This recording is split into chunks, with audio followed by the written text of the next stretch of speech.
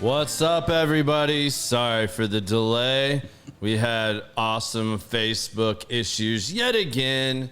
They like to mess everything up on a weekly basis. Yeah, it's not your fault. It's the only thing tonight I'm going to give you credit for and say is not your fault. I'm going to go with that. We're going to knock that out in the first 30 seconds. That was not Keith's fault. Yeah. And it really wasn't Biz's fault. But I kind of want to mess with Biz. Like, Biz is kind of dragging ass over there today. I think we put some of that towards him and take some off of me. All right, maybe a little bit. Maybe a little bit. We'll share a little bit of the load. All right. All right, everybody. So this week, we're sitting down with a really good friend of mine that I haven't seen in a while. So, I'm actually really excited about this because he's really hard to get out these days with his busy life. And, when he can step away from his tour with Florida Georgia Line. Oh, my God. It's really hard for him to step away every now and then. But, Fat Georgia Line. But today we have my good friend Keith Powers on the show. Welcome to the show, my friend. Good to see you. Good to see you, bro. So this show is not going to be real structured. I'm going to go ahead and say that and just get that out of the way. So if you guys are planning on this to be like one of the more normal shows, I got news for you. Tonight's not going to be a normal show. Tonight's going to be a little more off the chain. Probably a little more left field.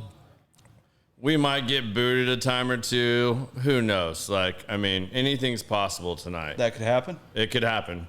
It's only happened a few times. What's up, Larry Adams? It's not happened a lot. But it does happen. And it happens for the weirdest shit. Like for what? Did you say the wrong thing? Yeah, so I had a guy on here that's really well known, former NFL player. We talked, he said all kinds of shit on my show. We were cussing up a storm. I mean, we've got all the explicit settings set, so we don't get in trouble necessarily for that. Okay. But so Biz doesn't have to hit a button every time? No button. We don't have to. Yeah, we just get a roll. So, that happens, but he went on the podcast. There's another podcast normally on Tuesdays. It's after mine, Cigar Talk Live. Okay. Here at Industrial. Okay, cool. And he went on there directly after mine. They got straight up booted. The show disappeared for over a week. It was just gone. It never happened. And it was all because they asked him if he was a shit talker when he played in college or the NFL. Yeah. And he said, don't all those guys do that? Right. But he said, no, not really. But there was this one dude that went, because he was a Longhorn. There was a dude at Texas Tech that spit in his face. Uh-oh. And he was spitting in the dude's face. Yeah. And their beef continued. He ends up getting to play across from him in the Super Bowl. And he owns him that day. Owned him all day long. And he called the dude trash. All he did was call him trash, but multiple times. So if I call you trash, we might get booted. So you better not. My mom's watching. I'm not going to say anything about Florida Georgia Line being trash. So maybe you should start off before you tell everybody about yourself, why you're such a Florida Georgia Line fan. Oh my God, you got to quit that, man. At some point, we're going to put that on the calendar and retire that. You don't talk about you being Eric Church. I see that you don't bring that up. We can do it. Why don't you tell them how that got started, though? I think it's probably close to 10 years ago.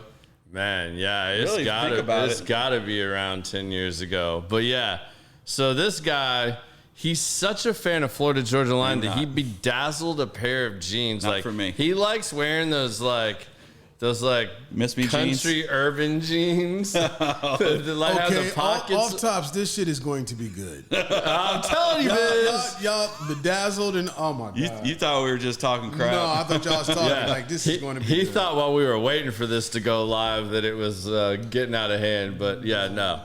I felt like we were giving away too many spoiler alerts and we were going to ruin all the stuff that we could throw out there. But as the more you talk, the more angry I get. I feel like I got so much to say. We're just going to be able to keep rolling the whole time. Do you have a couch so we can just lay down and just kind of lay it all out there? Yeah. I think the deal is when we met 10 years ago, different time of life, and I was probably about 60 pounds lighter.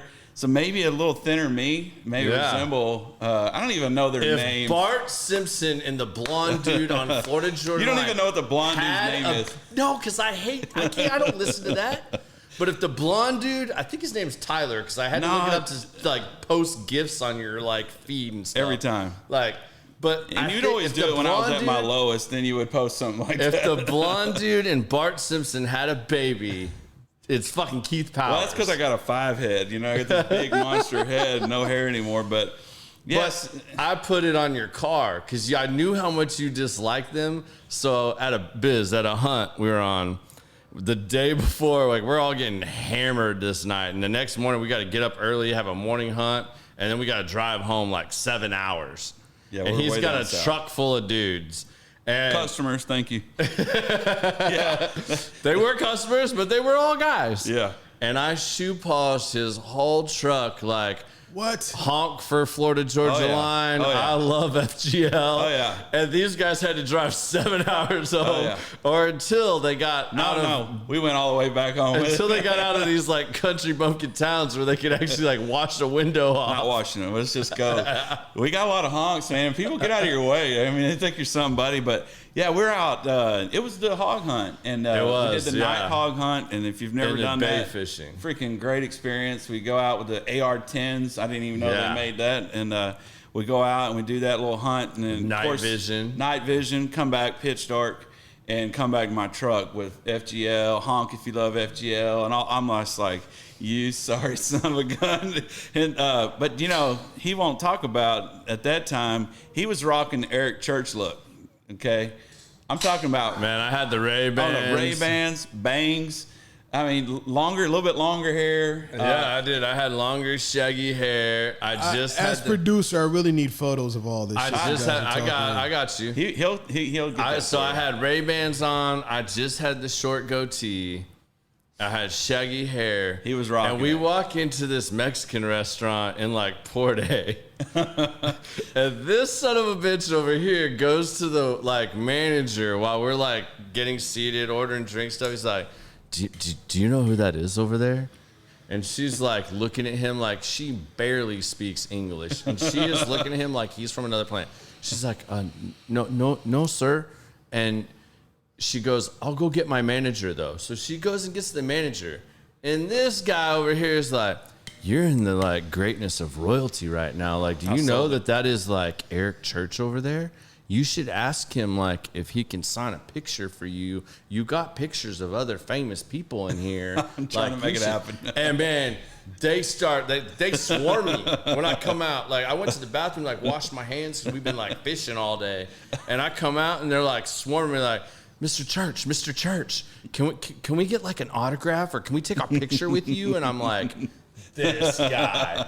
That did not like, deserve to have my truck. He got me solid, and like, they're like, well, if you'll just sign a picture, I mean, we can comp this whole meal. And all the guys are looking at me like, yeah, sign the picture. I'm like, hey, get up and sing. Sing for us. You want me to sing a song too? Oh man, it was so bad. Do you still have those boots? Oh no, those are dead. Forget the picture of him looking like Eric Church. You need to see these boots. Oh, man. You forgot about the boots. No, I already forgot. But my little brother roasted me way better than any of y'all did. And I'll tell the story. I think I've told this story on here, but maybe not. It's worth telling. All right. So speaking of plumber that never gets dirty, whatever. I have a plumber that I use at my work, and I show up in Midland, Odessa, and we literally have broken sewer pipes all over this like 36 building property. Like the news is there. Like shit is literally coming out of the ground, running down the streets. Like it's bad. Like it is horrific. And I get out there, and my master plumber is wearing these like really nice, like, but fancy cowboy boots. And I'm like, and then his workers are all there and they're in work boots. And I'm like, that's really messed up, man. Like you're out here literally shoveling shit and fixing broken sewer pipes, and you're wearing nicer boots than I'm wearing. like I've got work boots on because like I knew what I was walking Yeah. into, and he laughed it off and whatnot. Well, apparently he talked to my wife a little while later and found out what my shoe size was. So for Christmas that year, he sent me a pair of these boots. Now, Biz, What were they? What brand? I don't even know what brand they were. All I can tell you, I remember. Because I think they came from the women's section. And No, I remember this because they told me when I looked them up, 2 women left Reebok and started these boots. And like because of like the soles and gel pad, whatever, like making them more comfortable to wear boots. These boots, man, they were light tan.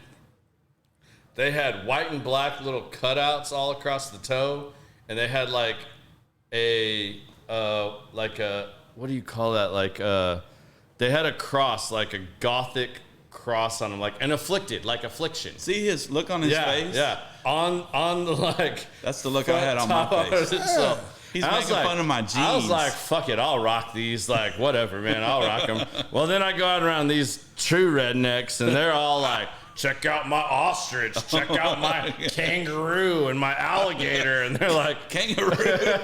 They're like, your boots, man, blah, You blah, showed blah. with some damn Reebok boots on. Yeah, man, they gave me a ton of shit, but none as good as. So I had already taken all that abuse for like years. Like I liked the boots, and they were so damn comfortable. Like I even had them resold. Like I kept them until they were. I wore them that much. Like they were so comfortable. So there's a lot of people around this area that have good stories of you and your boots. Yeah, like, for sure. No. This dude walked in one time. Those boots have stories, man. Can you identify him, sir? Yeah, it was the guy with the gothic boots on. So those boots. So my little brother had moved to California, and it was like my first time. They're good there. My first time going to visit. Yeah, right. You'd think, right? These should have been gold there, right? Well, I hadn't seen my brother in like 2-3 years. Man, my brother was like so straight-laced when he left here. And I show up. He has skinny jeans on, some weird-ass shoes. He's got like a pick comb in his pocket. What? He's got this like medium shirt on. He's like, and he has a beard like his has a birthday. Like his beard at that time was like down to here, like Cody Jinks style. Oh, wow. And then he had long ass hair that was as long as his beard. And I'd never seen my brother without like hair longer than this. Like, yeah. I was like, yo, who are you? Like, Johnny Depp I refugee. moved to the mountains. And I'm like, yeah, bro. Yeah, you moved to the mountains. And I was like, and dude, what is up with these jeans, man? Did your girlfriend forget her jeans at your apartment and you grabbed them by mistake? You tell your brother he gonna catch a yeast infection wearing jeans dude, like that? yeah, man. I mean, I was busting on him like we're doing right now. Like I was giving him the business, like hardcore. And he literally pauses. He looks down at my boots and he goes, "Did Chris Angel have a yard sale?" And I was like, I had to laugh before you even said it. I knew he was gonna kill you. I was like, damn, did Chris Angel have a yard sale? That's a good one. I mean, that's fitting. That would be he would be a candidate for those kind of boots. But, you know, that's those boots, man, that was probably the best part of the whole story was just, we're already immediately, we meet and just, I think we rode together and we didn't really know each other that well and kind of quiet. But man, it's for like the first 15 minutes. Yeah, it's like one beer in. The next thing you know, we're just like we've known each other for 20 years and making fun of each other.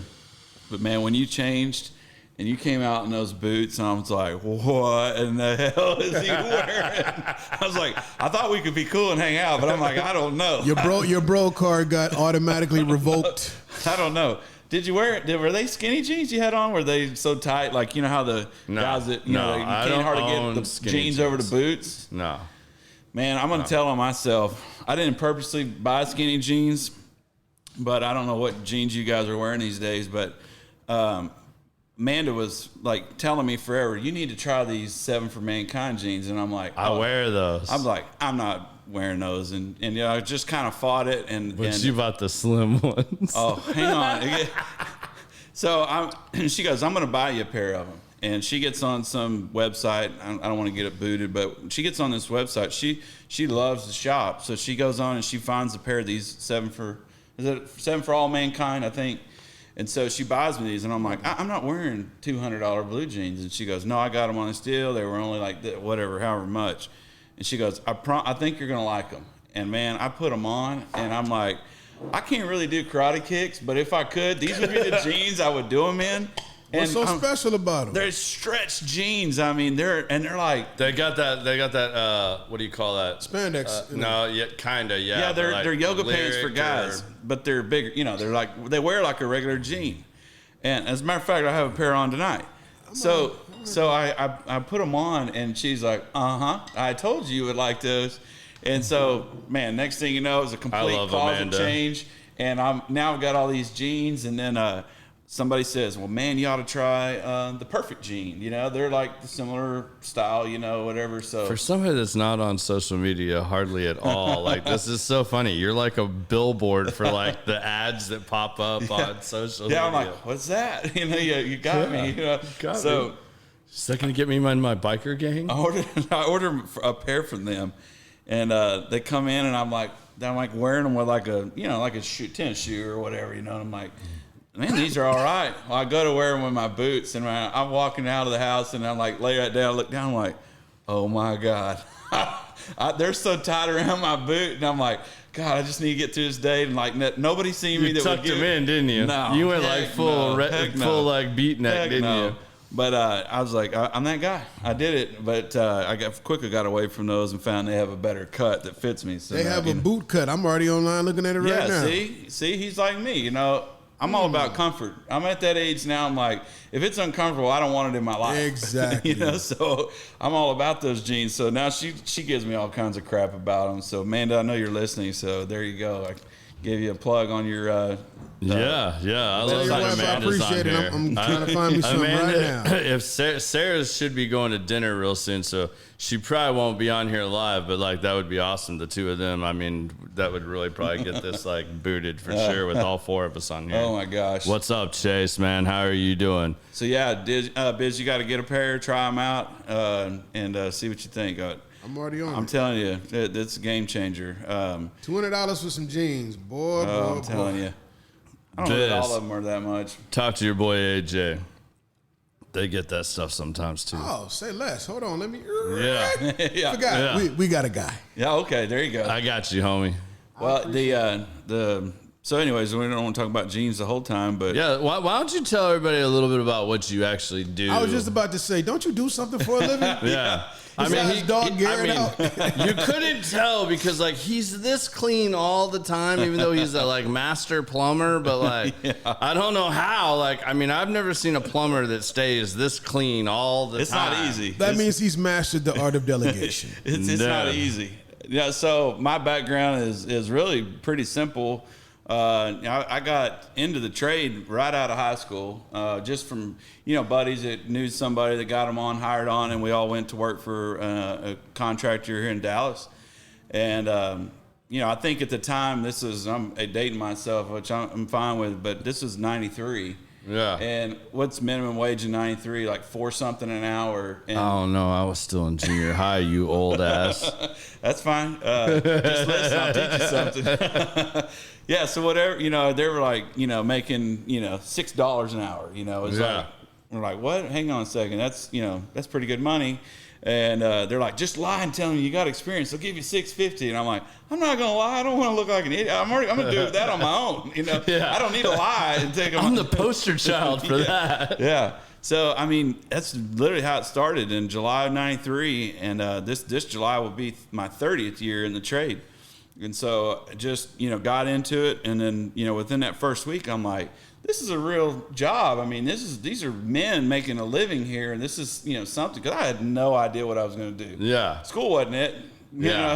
I figured that out a long time ago that school wasn't going to be my thing. So, I got into that and quickly took on all the responsibilities of, I'm going to make it on my own. I'm not, going to live at home. I'm going to go out and get my own place. And then it became, I don't think that door's open to go back. So I'm going to have to figure this out. And then the next thing I know, I'm in it. I get I did something where the owners of the, said, hey, we're going to send you to apprenticeship school. And I'm like, oh, what school? And so I went to apprenticeship school and would spend one night a week going to class and, taking that knowledge and testing the guys that I worked with and just started picking things up. And then the next thing you know, like, okay, what's the next step? They're like, well, you need to get your plumbing license. I'm like, well, what does that take?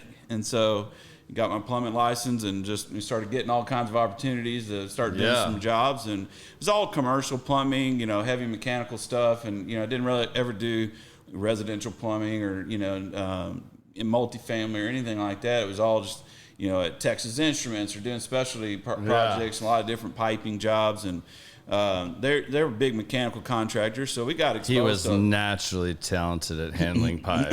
Whatever. Just got exposed to a lot of opportunities there, and about, right at the we're gonna get booted. Right at the 10-year mark, it was just at the point where I started seeing some guys that I was working with in the field getting an opportunity to advance. Yeah. And I'm looking around and go, I know I don't want to be doing this when I'm 50. Yeah. So what do I need to do? And so I was actually working in Wichita Falls, and my wife at the time, she said, hey, there's a job for an inspector in the city of Dallas. Why don't you try that? Because I was traveling a little bit. That wasn't fitting the lifestyle at home, not around the kids. And I'm like, that's for like the old dudes. Now I'm 28, 10 years in. And I said, well, I'm going to just go on the interview and see what happens. So next thing you know, I'm a City of Dallas plumbing inspector. Passed my test and got on with the God, I'd love to have you inspecting our properties. Most fair guy you ever come across. I'll man. Bet. Here's the book. Yeah. Learned a lot and forced me to learn a lot, right? I mean, because they're like, no, you have to be the guy. You have to know. You can't. You don't have to know all the answers, but you need to be able to find it for sure. Yeah. So that was a huge challenge, and it was really a time when I was like, man, did I miss out on going to school? Should I have done, what else could I have done? Like what everybody feels like at 28, like, like all these kids think they have it all figured out at college or right when they get out. And then you realize at 27, 28, and you're like, shit, I don't have anything figured out. Yeah. Like, I knew it was going to be plumbing, whatever it was. Cause I mean, I didn't have any other real talents to go out there and, hit it. And that was so deep in, They wouldn't have paid you for that quarter trick thing you used to do. I think you'd have made a lot of money with that. On what? I'm just kidding. I was like, what? Well, so yeah, I mean, just like you said, here we go. I'm 28 now. I've got 2 kids, got a mortgage. I know I'm not getting out of plumbing at this point. Yeah. And but I'm seeing the other side of things. I'm seeing like, hey man, this is a good industry. This is strong. Never had an issue with getting my hours. It was always there. The pipeline was always full, pun intended, right? I mean, everybody was constantly working, and I would see guys come and go, and try to go chase a dollar. And I just no, I'm kind of a loyal guy. I'm just gonna stick with it. Yeah. And so 10-year mark was really, now looking back, I didn't know it at the time, but it was really a pivotal point. To go chase something, else, get another opportunity. But I didn't know just 12 months in, a year into being an inspector, doing just a regular day of work, and I get an inspection request. The owners of the company I worked for, grew up at, I always refer to them where I grew up. They bought a new building, and it was on my inspection list. And I'm like, I hope these son of guns are in here. I walk in with red tag in hand. I walk in the building, and I go out in the warehouse, and they're all standing there. I go, yeah, this isn't going to happen. And so it really opened the door to go back. Yeah. But it opened the door to go back into a different role. It's to make another challenge, go into a QC, quality control, and safety role. And everybody that I worked with in the field for 10 years, like, you, safety? You're like, you have this guy's going to be in charge of safety protocols? You have your Monday through Friday safety act, and then your after hours get it done, routine. And that a lot of them guys that were on those jobs were like, you? And I'm like, yep, by the book now, it's just like, it was a good, time to really try to, challenge, again, another position, another, that's a whole nother industry on its own, just learning safety, Well, I want to ask you something about that, because we've talked about this a lot on the show, and I have some other people that are coming on that are in the industry, construction background, stuff like that.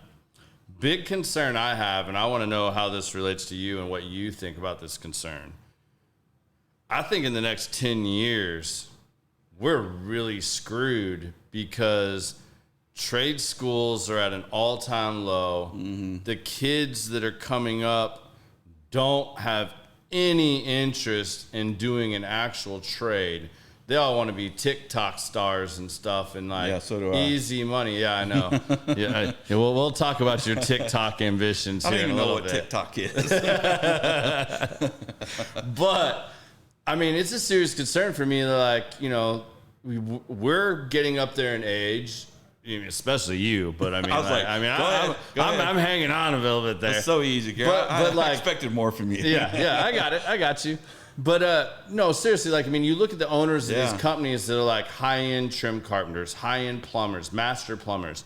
These guys can't do that work physically anymore. They're getting real close to not being able to. Yeah. Their kids just want to inherit the business. They don't actually want to do it, nor have they spent the time to learn how to do it. Like, where do you think this next generation of like plumbers and laborers is actually going to come from? Like, is that a concern for you guys? Do you guys see that as an issue? Like when you're trying to hire and stuff? Like, I will tell you, man, it has been a huge concern for you know, all the different companies and that I talked to and been networked with, and it's always, you know, a subject, you know, it's always a topic that we come to. It's like, where are we going to get these guys and girls? You know, where are they coming from? You know, and it's a huge concern. And you know, what's funny is at that 10-year mark of my career, I also I took an opportunity and got my instructor's license with the.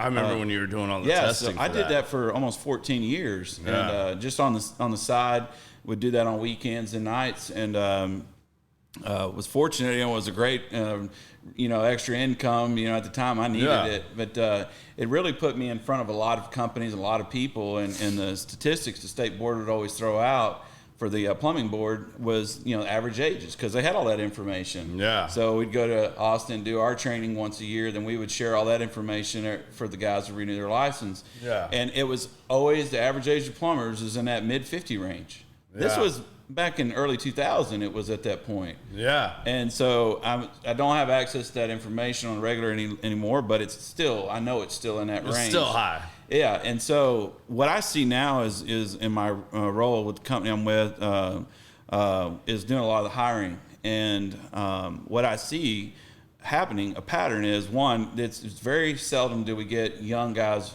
coming in. It does happen, but the percentage of keeping them or retaining them. Are they military guys? What are you guys finding? Like, we're finding, you know, a lot of guys are coming from referrals. Family in the construction, and they're like, well, that's what my dad does, that's what my uncle does, that's what my brother does, or my cousin. Yeah.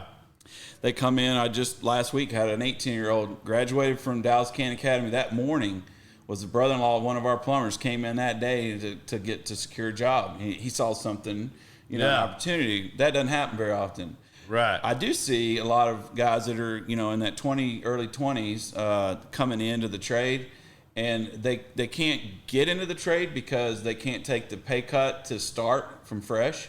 Amazon sucked them up. All these warehouse jobs, COVID. Yeah. You know, is you know, and anybody that owns a business has competed with COVID prices, just getting people out of the house to go work, right? Yeah. So what do? They raise the prices up, and then, you know, a trade that needs to stay steady. You know, you have to be competitive. You know, the labor cost has to be you know, somewhat controlled. You can't see a 20% jump in the middle of the year on jobs you bid 6 months ago. I mean, just that's not good for business, you know, or taking a loss. But I see these 20-year-olds that got into warehouse work. They saw an opportunity they saw a dollar amount. They didn't see a career. They just saw a dollar amount and they chased it. Then they get to $21 or $22 an hour and they're kept out. Right. Yeah. And it's not that challenging. It's kind of rinse, repeat. They're not really learning the craft. And they have a friend and go, man, you're doing plumbing and you're killing it. But they don't take into consideration there's a 4-year gap there, and a guy can go from, you know, making $35,000 a year to $70,000 a year in a very short time. Right? Yeah. So they're not willing to either sacrifice whatever lifestyle they've created for themselves on that dollar amount, and go back a few dollars, grab a skill, grab a trade, something that, carries the license Yeah. that you can really do something with. So I don't have the answer. Any opportunity. I was just curious because, like, it's something I worry about. Like, I mean, I think wish it's going to be we a had more. I big issue. Some of the school districts, I think, are starting to see the writing on the wall. And they're changing stuff. Well, that, and they're seeing a lot of the money that's out there for them to start these programs because it's not being used. Yeah. So I've had an opportunity to help a school district east of the Metroplex get a program started.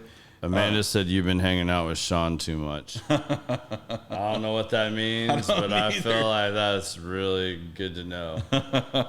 That's my Amanda, brother. please explain. I'm watching now. I switched over to YouTube so I can see more of these comments. Well, when I helped them get it started, and just started talking to people in the industry, manufacturers, reps, and everybody was just whatever they need, let us know. Because it's going to affect everybody. Yeah. Not just the plumbing owner of the company. Trim carpenters, drywall guys, But just think up and down the whole supply chain, right? Yeah. I mean, it's going to affect everybody from manufacturing all the way down to when you put it in the field. Yeah. And so they were all willing to help. But then here's where the big problem came. Who's going to teach the class? Nobody wants to come out of the field making the kind of money they're making to go into a classroom. So, I mean, I don't know how you fix that. Honestly, seemed like for 2 years worth of doing classes and saying, hey, if anybody's near that retirement age or wants to, go in and teach what you know to these kids. I want to get back in the field. Can you step up? Any one of you? Raise your hand. Yeah, so I don't know, man. It definitely see it as a problem. She said you love your comfortable clothing. That's got to be my sister-in-law, man. Because I'm married to Amanda and my sister-in-law's Amanda. It says Amanda Powers. Well, think about it. They're both Amanda Powers. I mean, does she have a dog picture, a boxer as a profile? That's sister. All right, Yeah. sister. All right. You don't think that's confusing in the family? It was just me and my brother, and we both married Amanda Powers. So she's Uno, and then mine's Dos. So that's Uno and Dos. Yeah. I like that. Yeah. I love it. Well, I like the fact she picked up that I am wearing my comfy clothes. As I was telling you about my comfy jeans and my comfy shirt. When I met Keith, y'all, Keith was like a CrossFit. I'm sorry.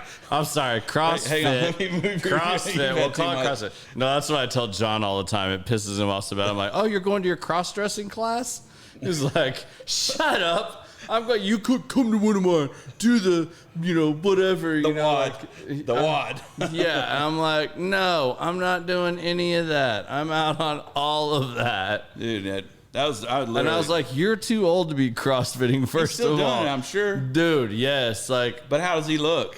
He looks good. I mean, he's still in shape. Yeah, and he had to have bypass. Yeah. What? Yeah, man. He got some stents put in. Like, wow. Yeah. But he's 50 what? Mid-50s? Not mid-50s, is he? He's 53. He's either 53 or 54. He's like, he's going to be mad 53. At you. He's 10 years exactly older than me. Well, I mean, that's pretty easy math, Garrett. Yeah. I mean, it's like a little bit. Like, it's close. He's 10 or 11. I can't remember. So, yeah, back to the cross-dressing. God, you butchered that, man. Or did you? Did I? Right. I was working out like crazy and just got to the point where I was tired of running, losing my breath just to tie my shoes. I'm like, I got to do something. And I got into just accidentally, some guys were doing this workout at an MMA Keith gym. Salas said, Keith going to be late tomorrow with the whiskeys. Yes, I'm going to try and make him late, Keith. I'm not going to be late. Or Chris. I'm not going to be late. No, I just got into work, just somehow just kind of got into it. And all of a sudden I started seeing some results. And I just chased that. Yeah, man. Just it's chased it. addicting So to when get I did into meet you, it was quite a bit different than you were this look I'm rocking CrossFitting today. king. I was the one getting gas, carrying all the hunting gear and stuff, and you guys are all just like... Oh, my gosh, man.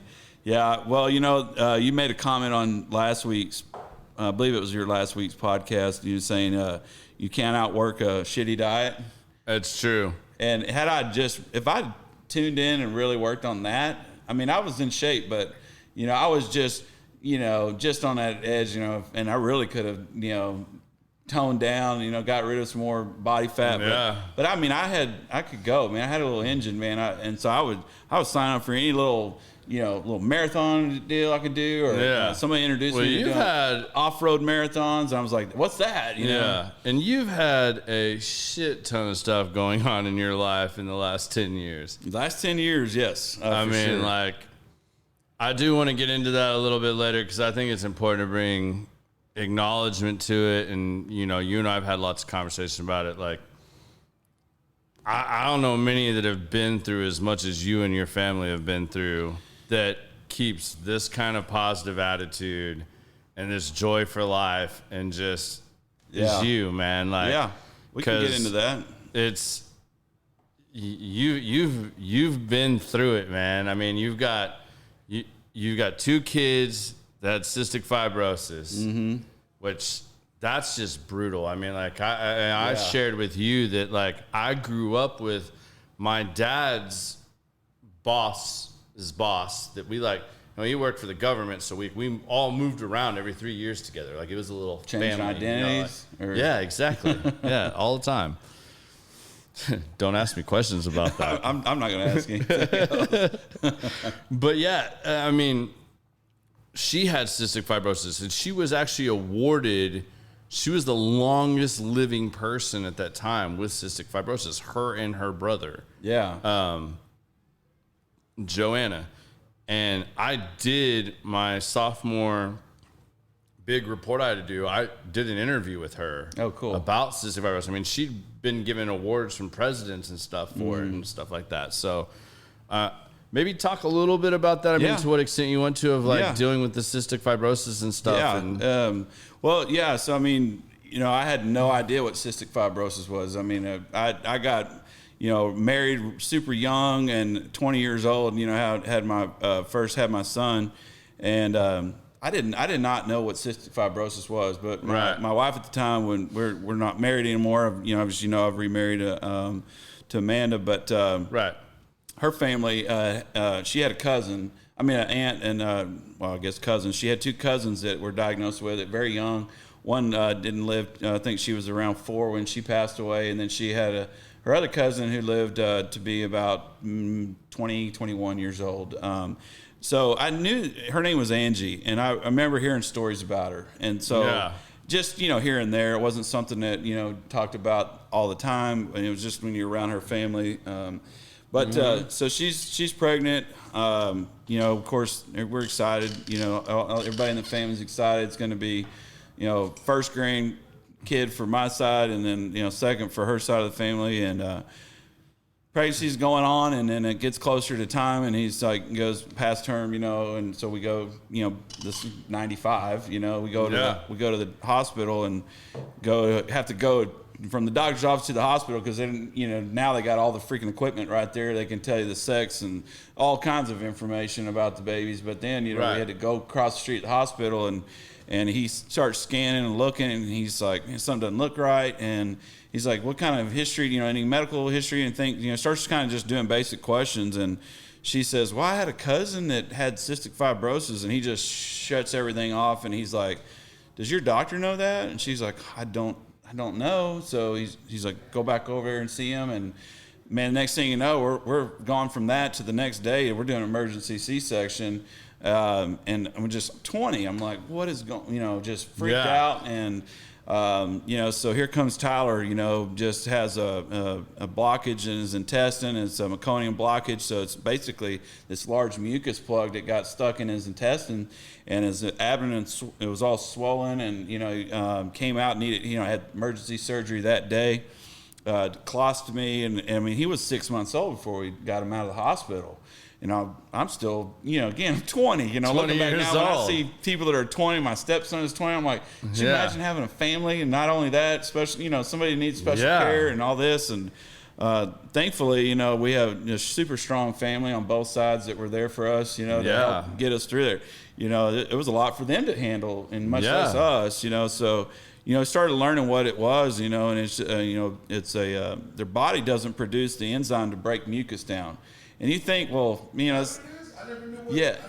you don't think about, when you hear it, you're like, man, that doesn't sound that bad, but it's horrible because of what it can do to your body, and it does affect the majority of them with the respiratory, but it can affect other organs. It's a wear and tear on all the organs, and it's just like any kind of drug that you take to help in one way, it has bad side effects. So it's just, there's just nothing good that comes from it. But there's a lot of things you can do.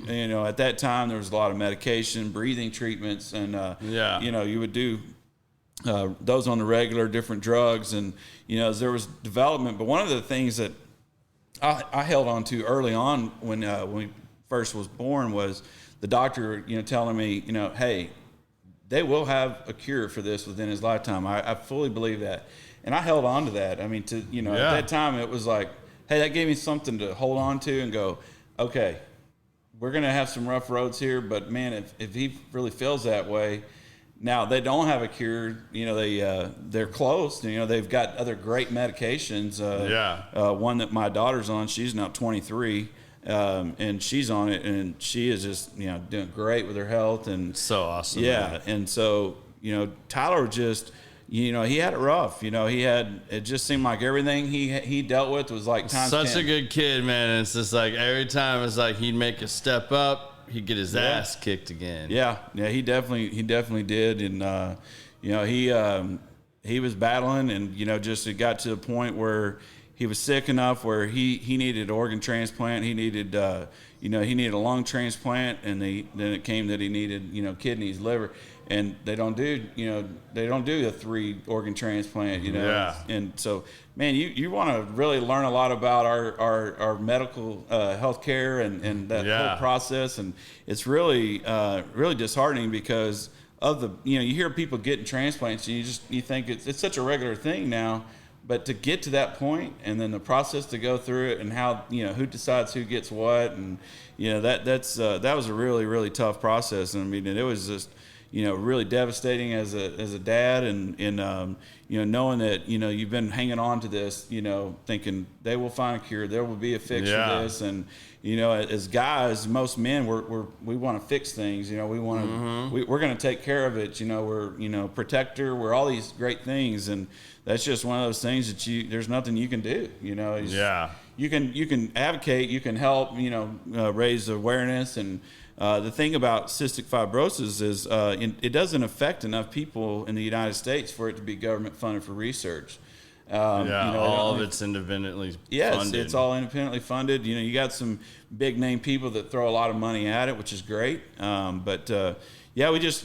got to the point where his health was just declining, and he just kind of got to the point where there wasn't much left, and he just he fought it was all the way until it was in April of 2017.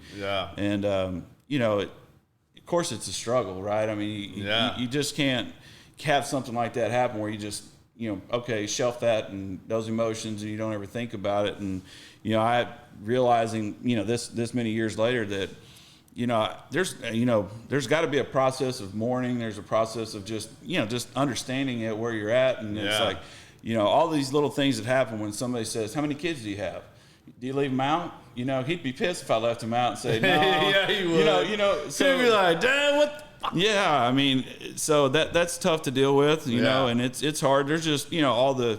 You can imagine all the different anniversaries and things that are just reminders. Birthdays, birthdays, the day he passed away, all those things. And it's hard to see. It's hard, watch my daughter, who, is super close with him. They had such a great relationship. And his mother, she's, it was just caused so much pain there. And, see my family, go through it, and, everybody deals with it differently. It's just been, times where they're like, well, do you want to celebrate this? And I'm like, I'm kind of handling it my own way, and my family, and my Amanda has just been freaking awesome. She really helps me through that, and she knows when I'm struggling, and she just is there. Amanda's awesome, man. I love Amanda to death. She's awesome. So then like, not to go more sour, but holy shit. Like, you deal with all that shit. Yeah. And then you meet Amanda, and you guys start going through everything, and you finally find the person that, like, really speaks to put up you with me, and put up with me. compatible to put up with you, like she deserves a goddamn like Heisman Trophy for that. I don't know about that. I don't know about that. But no. I mean, I'm kidding. But No, I know. You know, and then you guys have all this stuff that starts happening with Colton. Yeah. So. And I mean, holy shit, man! Like it's like, Yeah. how you and I mean, I want to stop for a second before we tell this story, but dude, like, I'm really proud of you, man. Like, and you're one of my brothers, and like, the way you deal with things has inspired me because, like, I don't know if I could deal with all that. Like, yeah. And the way you have dealt with it, like, man, it's very admirable, man. I know you have your moments, your time, and I reach out to you periodically, and I mean, definitely on certain days. Yeah. I mean, like, that's stuff I pay attention to, and it's like, Yeah. like, I'm here. Sure. You want to talk, whatever, you need your buddy, I'm here. But, like, as much as we give each other shit, man, like, it's very admirable, and, like, what you and Amanda have done and how you guys handle things. Yeah. Much respect, brother. I appreciate it. You know, like I said, it's not always this nice. You know, I mean, there's a lot of bad that goes with it, and there's moments where I'm at my low. I'm not somebody that I want to put out there on display. So I just I don't know where you get it from. But I credit my parents a lot. Absolutely. I think it just speaks to how you're raised, and not to say that it was they were raised with an iron fist, but they were loving, for sure. Yeah. But for me it was just like, okay, well, if I could do something here, would Tyler want me to sit around crying about it? I mean, he laughed at me when I gave a speech at my brother's wedding because I started to talk about my relationship with my brother. When Tyler was born, that was the moment that he and I kind of put the boxing gloves to the side and became best friends. And literally, my best friend. He and I share a lot of moments together, and so when I was my brother got married much later. Tyler was probably about 10 at the time. Yeah, and I'm sure they'll jump on here and correct me, but he. We were at the. I hope so. And if you want to tell some good Keith stories, just put them in the feed here. I'll make sure to acknowledge those. He'll put them out there. But so we were at. I believe we were at the dinner before the night before the wedding, or rehearsal dinner. I was trying to find out what it's called. And so I was just trying to show my appreciation to the relationship that we had, but I was too emotional about it because it brought back a lot of emotions. Like that first 6 months. When Tyler was born, like I said, it was tough, and you're 20 years old, your kid's in the hospital. Yeah, you're scared. I mean, that's what people react out of, fear and love, right? Yeah. So I was scared, and so he was one that just was kind of had that, was able to talk to me. Calm me down. I don't know how, because we tried to kill me growing up. And I can tell you, we could have a whole podcast about it, how many different ways he tried killing me. Sounds like me and my younger brother. So, yeah, you're an older brother. I'm an older brother. I totally understand this. But I'm sitting there giving this speech, and I start crying, and Tyler's laughing at me. Like, he never had that emotion. Like, he was just like, "What are you doing?" And he didn't understand. But that's the kind of kid he was, Yeah. And we tell stories about him all the time, and and always just kind of laugh about different moments and things that had happened with him and times. And I tell you what, who inspired me was him. Really, I mean, he was at 5 and 6 and 8 years old. I mean, he was like a grown man. I mean, he literally, teachers would he didn't connect with little kids. He just had grown up so fast. His mentality was way past that. And it's like, I don't know what that secret sauce was, or why he was just people say, "Oh, he's an old soul." No, he was. I mean, like, he was a comedian. His timing was like perfect. It's just all these things, and it was like, well, life happened to him faster. He had to adapt and grow at a rate, and he had the realization of life and death on a daily basis. And that's something I never, and that's could something understand. he had to contemplate, and he probably came to that better than either of us, even still to this day, are at. That like that's something he had to come to terms with, like very early on. Yeah, I mean, he's taking a handful of pills every day just to have a nice balance where you can, that cystic fibrosis, it slows the growing process down because you absorb all your nutrients through your intestine, and when you lose 50% of that when you're born, and you compound that with cystic fibrosis. He was struggled gaining weight, and then they would put him on a growth hormone, and then he started having problems with his bones growing faster than his rest of his body, and he developed just this horrible scoliosis. And it's like, wow, just one thing after another. Yeah, it's like kid can't win. Yeah, no, I mean, literally couldn't. And but I mean, anybody that he came in contact with, and again, mostly adults, would just be like, he is something special. Like, he really is. And he didn't think about, he's your kid, but he was raising me the whole time. That's the way I see it now, looking back. I mean, he literally was raising me.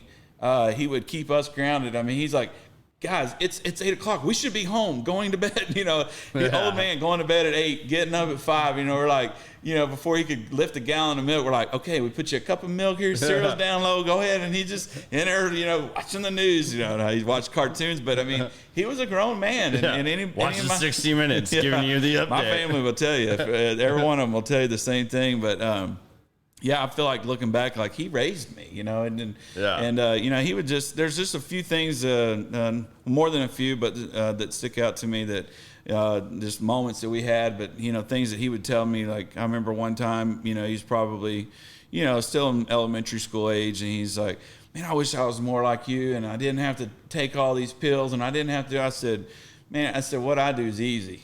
I said, what you do is the daily fight, to go through what you're going through. It's like, absolutely, like breathing through a straw. That's how much of a struggle it is for them just to breathe, So it's like seeing all those things and what they can do, and it's just, it was amazing, So, I mean, I think the pain of losing him and not having him to, to love on and hug or to see and watch him grow up and see what he's developed into. He just made this huge impact, on so many people. Obviously me, for living 21 years, and people would say, man, I just can't understand that. And I just always kind of just hold on to certain things. I'll just share a few. One is that by spending so much time in the hospital, you see so many other families and so many other things that it's like, how many of them didn't get 21 years, So we always take things for granted, like, I'll see you tomorrow. Like, no, you don't know that.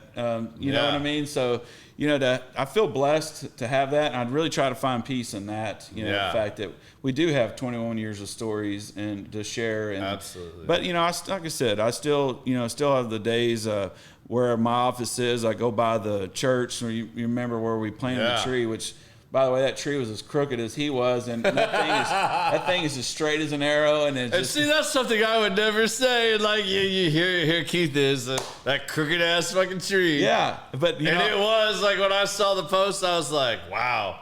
Yeah, like, but that my parents still go to that church, and that tree now is it's awesome. Like, I go by it every day, and it's sometimes there's how a certain song will come on and it'll bring up so many emotions. And there's been times, I'm gonna lie, I've stopped in the parking lot and just had my own little moment. Yeah, and sit there and like, okay, you're owed that. Let's go ahead and go on, But then there's times where you maybe have a little too much of this, and something gets said, and the next thing you just let it out. And Amanda knows. Gotta do that.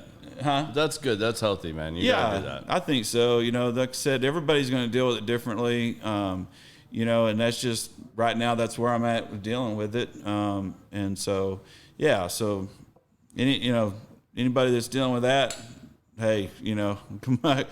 Hats off to you. It's a struggle. We've had some families, people that we know that have dealt with it. Riley, just a couple years ago, she got into her career as cosmetology, got her license, and she's doing really well with that. But she was nominated for Dallas's Finest, which was a cystic fibrosis the Dallas North Texas chapter put on. She was nominated, and she raised money for that. Was finished fourth against some heavy professionals in it, but it was all young adults dealing with cystic fibrosis. But in their career and how they're doing. So that was really awesome. So I mean, she's doing great. Doing on, she just recently went out on her own to hear that. do that. So that's pretty exciting. But yeah, yeah, and he's horrible at social media. So I usually piggyback off Amanda. So you guys, if you follow my page, you've seen some of the stuff. Like you've seen the Colton T-shirts. You've seen some of that stuff. I mean, whenever I actually see it, I post it. I put it out there because anybody that can like support that, like I'm all for that. Yeah. Like, it's something passionate to me that this is something that affects a lot of families. Like he said, cystic fibrosis does not hit a high enough majority of people, especially in the U.S. It's more European from what I know. If I remember correctly from doing my research when I interviewed Joanne, I think it's more predominantly like a Northern European thing where it affects more people. But like here in the U.S., like the percentage is small, but it doesn't make it any less devastating. It doesn't make it any less easier to deal with or anything like that. Like they need to have more research. They need to have more funding and money for this to, help these kids and people. I mean, there's young adults, there's adults that are living with this and dealing with this, and it's really brutal. I was blessed to watch Joanne go through that in life, and like, man, there's not a woman outside of like my mother and my immediate family that I admired more for watching her go through that. And like, she was a big wig. I mean, like at the FDIC, like she ran shit, and like what she would do just to be able to work and stuff like. And I mean, I saw it firsthand. I mean, we moved together as a family every 3 years to different states as they all continue to climb the corporate ladder. Oh, like just a daily prep to get ready. I mean, you're getting up 2-3 hours ahead of time because of the treatments and everything that you need to do just to breathing treatments and medicine and just all of that. But, I want to give Colton some love too, because that little dude has been through a lot and he is battling his ass off. And like Colton you kind of inspire me. I mean, I've got the T-shirt. Yeah. It's one of my favorite T-shirts to wear. I wear it to the gym a lot, but like, maybe share a little bit about what Colton's going through, and maybe we can like raise some more awareness and like support for Colton. Yeah, so I'll tell you that as far as going through that with not long after losing Tyler was just like, man, like not even a year. It was like you really have to thank God just for like really being able to give us the strength to get through that. And so I'm going to give like all the credit to Amanda and Colton's dad and Colton, for what they've gone through. And I've, just kind of finding my way to figure out how to support or be there for them. But I'm going to try the hoochie coochie too while you're at it. So Colton is my youngest stepson. So, we're the fun blended family. And so Colton at 15 was diagnosed with osteosarcoma, which in his left knee. And so it was just how that all came out was just kind of crazy in itself. But he had twisted his knee coming home. That's a long story, but we had moved and he was they were in a different district when where we had moved from. It was dual district. He's coordinated like you. And so he comes he walks home and he stepped funny on a sidewalk and he thought he twisted his knee or did something. Yeah. And so that went on for a few weeks, and his dad Casey says, hey, I'm going to take him to go get this looked at and see what's going on. And they got blessed with they went to one of the little clinics, they're like a Medcare or I don't remember the names of them, but Primacare, whatever. Yeah, one of those. Quick box clinic. And so they go there to get an X-ray, and they just happened to get super lucky with the lady that looked at the X-ray. She had experience and was familiar with what that would look like, and she basically said, if that was my child, I'd have him at Children's tonight. And Man and I are out celebrating an anniversary, partying in downtown. We're doing a little staycation. and get a call. That's all Amanda needed to hear. Yeah, get a call, and she at 3 or 4 in the morning, she's like, hey, get me an Uber. I'm going to the hospital right now. And I'm thinking, I was like, I felt like, man, we're rushing, like it's super over complicating this. No, man, I was so wrong. And, of course felt horrible. But yeah, it was, man, that day we're like, I'd go take our friends, and we all rode together. I go back up to the hospital, go up to Children's, and they got a full-on game plan. They're like, no, we're starting, putting a port in on this day, and we're starting chemo on Tuesday. And I'm like, this Tuesday? I'm like, are we that sure already? And it just went that fast. And next thing you know, they. And this kid is 15 at the time. 15, and it just went from there, and went through a chemo process. Of course, they go off to Houston to get input from those guys down there, and pediatric oncology. Yeah, and if you guys see on my page, like there's Caring Bridge is right. Amanda posts on the Caring Bridge. Amanda posts on the Caring Bridge. I've shared the link before my page. You might have to scroll a little bit. I'll try to get back on Amanda's page here in the next day or two, and I'll repost those links. But any of you that are interested in helping or supporting, or just words of encouragement or whatever you want to give, I'll post those links where you can follow Colton's journey. Yeah, I appreciate that. And I tell you what, Amanda, she's her major in English, and she's in the school district. She's a reading intervention specialist now. And kill that bottle. All right, let's go bottle kill. Hoochie Coochie is gone. He's not going to be late. He's just not going to show the hell up tomorrow. Hey, he's going to stop and get kolaches and shit. Be there. No, I'm not either. I'll be there, though. There you go, Blake. Yeah, so Amanda, with her writing skills, every time she posts, it was kind of one of those things where, like, you're sad to get an update because there's more happening. It's as you're going through this process. But man, her writing is and I'm terrible. Like somebody, it's like reading chapters, and I'm awesome. not. It's awesome. I am not knocking her. I'm totally full supportive of this.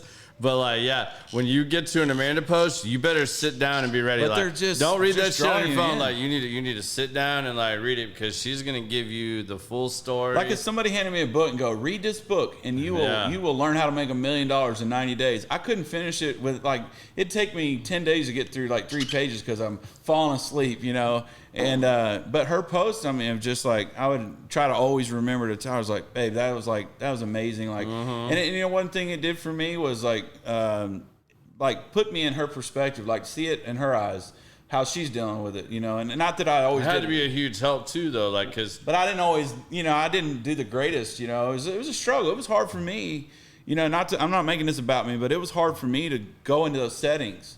Yeah. Just because I just had some bad, dealt with the death of your son. But it's just like, at that time, 21, 22 years of being in and out of the hospital. So it just brought up bad feelings for me. But she's like, this isn't about you. You need to show your support, be here for me and be here for, So that was, I would say, anybody that's listening or anybody that's going through that, that's real. That's real. And it still can be for us, because we are still dealing with it, and so I don't want to take any kind of like, oh man, any attaboys about dealing with that. It was all it's like I said, is a tough, and I don't even know that I'm doing a great job of explaining that, but it's just I think you're doing a really great job, man. Like, I think the moral of what you're saying is you aren't necessarily done grieving and dealing with what you were dealing with. You now are with your wife and, the person you love, and another one of your children that you adopted as one of your own. And now you're having to watch another child go through something very, very similar. So it brings up all those fears, all those insecurities, and you're having to relive parts of that. And even though it's a little different scenario, so you're having to take that in and process it. And like, yeah, man, I'm sure you nor anybody else would have handled that perfectly all the time. But, at the end of the day, you were still there. And, luckily you have an amazing wife like Amanda that was able to like have conversations and not be resentful for that, but like also be able to be like, hey, I need you right now. Yeah. I need to talk. I need another way of bringing this out. Like, you know, and lucky for her, probably writing. Like, I know with my wife, like, I'm not going to like dive into anything here, but like, even with my wife, like when, you know, early on when we were in our relationship, I'm one of those people that like, not that I'm comparing this by any means, but like when we would have a fight, you know, like I was always that, let's not go to bed mad. Like, I want to solve it right then and there. That's man. My wife is not like that. Yes. Sarah is like, whoa, slow your shit. That was a major thing. I need to process this. We'll talk tomorrow. Yeah. And at first, man, like I was like, no, we're gonna solve this right now. Yeah. We're not letting this fester. We're not letting this grow. I wish I could say I've got that under control. Bad move. No, and I don't always. Yeah. Like, I have to remind myself sometimes and still do that. But, like, I had to give her space to process. My wife, she'll sit and write all this stuff down. And, like, she takes, like, notes like a lawyer. I mean, like, and she'll be there. And then, like, after she's processed, then we'll have a conversation. Then we get to go past it. But, you know, now this is a 48, 72-hour process. Whereas, like, I'm like, I want to get through this now. So I'm sure it's much the same in a very similar manner of, like, hey, I need to process this. I need your support. I don't exactly know what it is I need or what now. And I'm sure there's times you kind of probably maybe, I'm assume you need to give this. And she's like, whoa, I'm not there yet. Yeah. Like, I need a little more time to just kind of like, but I do need you here. I do need like, just be here. Yeah. Yeah. I would say, you know, cause we're not through it, you know, he's now 20.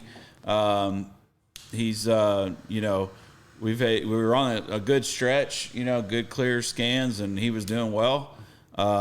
He went off to college, which was great because he went from, you know, finishing school in the hospital to going, mid junior year clear to go back to school. And that's right at the peak of COVID. And he's like, nobody's taking this serious. I'm, not healthy enough to be around this without everybody else participating. And so, you know, between Amanda and his dad, Casey, you know, they're like, okay, well, you know, he finished online, you know, just staying remote. And so I was like, man, how's he gonna, you know, jump out and go to college? But he did. He went off to Tarleton and did his freshman year, and everything was rocking and rolling. And April of that year, he kind of took a turn, and you know, they had found some stuff, and then so he kind of had to go back through that process. And then it went from April to then, you know, they did a lung resection, and then that was like August, and then April. Then by August, came back, and you know, they had to really get aggressive again and just kind of start the process over. And he's been through a lot. And how's he doing now? So right now, you know, he's doing pretty well. I mean, and he's finished up his chemo, I believe, in February, and so he's working part time at my sister-in-law's old CPA firm. He's just kind of interning there, just getting out to get some, get out there and do some, have some money and walking money in his pocket, and figuring out what he wants to do. You know, he's cool. Want to get something in the medical field. I was just talking to Amanda about this the other night. I'm like, what's the plan? And so, there's just, still at that point where we're still scared, don't know what to expect. Absolutely. And, don't know which direction it's going to go. So, we're all praying for Colton, and we hope that keeps being positive news, man. No, I appreciate that. And real quick, I got to tell you, Anthony wants to tell you he's proud of you, man. That's my little nephew. That's a great. Those two kids, how they, my brother and sister-in-law. I just call her sister because that's Amanda number one. Amanda Uno, So Uno. They adopted Anthony and Christiana. I'd say we're sitting on 12 years ago. Maybe he'll jump on and correct it, but man, the greatest thing about him is how much he's just like me. So when my brother thought he was going to get away from having to live with somebody that he just despised and couldn't stand, he got him right back again, and I love it. So That's awesome. He just started driving. So you and Anthony are like 6 and 7. Oh man, we're I feel together. sorry for your brother and your sister. And it's not just a few people that recognize it. It's like everybody that meets him, like, oh my gosh, that's Keith again. Well, the one thing you can tell though, just sitting here and listening or whatever, it's everything around you has gone so well, and it's positivity because it radiates from you. Yeah, and you know, I'm telling you, man, they're just, you have an aura of positivity that's just off the chain. So nothing but, you know, and I believe in. I mean, what's that thing they call when you say affirmations and all that? The energy you put out is the energy you receive. Yeah, absolutely, man. And that's one of the reasons I really wanted Keith on here, man. Like, I mean, the last 45 minutes, we've talked about the most horrific things any parent could ever go through. Like, and this dude just keeps getting it. Like, and yet, maybe on the way home I'll break down. He's holding it. He's holding it together, man. Like, and he's one of my really good friends, man. And like, I don't know how he does it. Like, if I think I'm having a shitty day, I'm like, fuck. My day ain't as bad as Keith's. Like, I appreciate that. I mean, like, and I don't mean that shitty, but like, in reality, like, some of those things you got to think about. Like, when you think your day's bad, it's not as bad possibly as the person next to you, and yet he probably walks around, and the majority of people that come in contact with him have no idea that he's dealing with all this. Because like I said, he's not a social media person. He doesn't put a lot of stuff out there. I had to tell John that you actually had an Instagram page. I have 29 followers. John was like, wait, Keith's on social media?